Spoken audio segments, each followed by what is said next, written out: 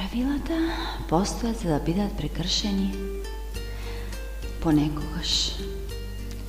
Шета безгрижно, весело по улицата со адреса Верба. Бројот со име заменет се викаше Надеж. А градот? Нему името Љубов му беше. Помислувате можеби за Париз станува збор, но не. На картата на светот овој град не постои. Нема ни своја географска ширина, ниту пак должина. А постои, сепак постои. Длабочина своја има тој, сместена позади ребрата. Таму си дише и чука во еден ритам. Зборува на сите јазици, а сепак, секој со секој може да се разбере, ако за разбирање го бива. Помислувате, можеби за есперанто станува збор? Но не, овој живе, а само одбраните на него зборуваат и се разбираат. И ете, јас едно од нив бев. Среќна што можам себе преку него да се изразам, среќно си шетав по таа улица, низ тој град.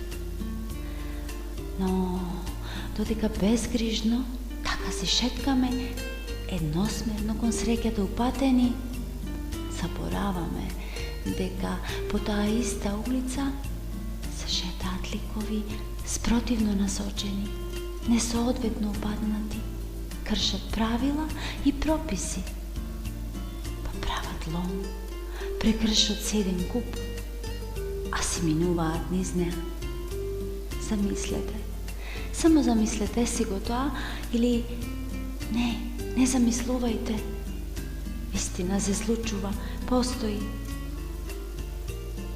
Си живееш, ете така среќен во тој град, почитуваш се негово, улица, број на адреса, име негово, тоа особено.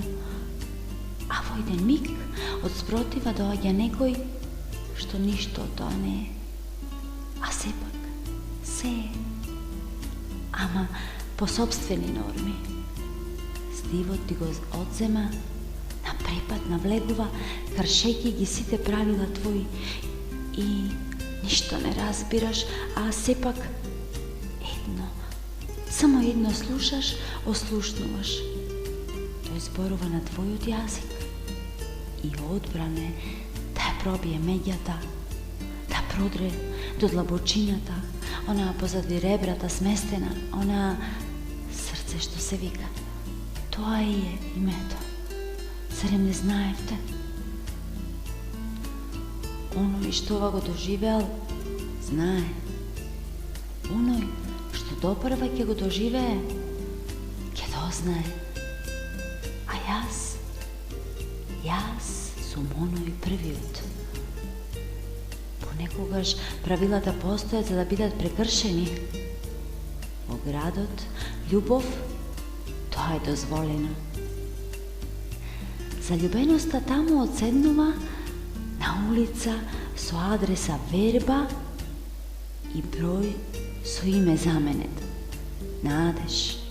Ете, тоа е името. Таму ќе ме пронајдете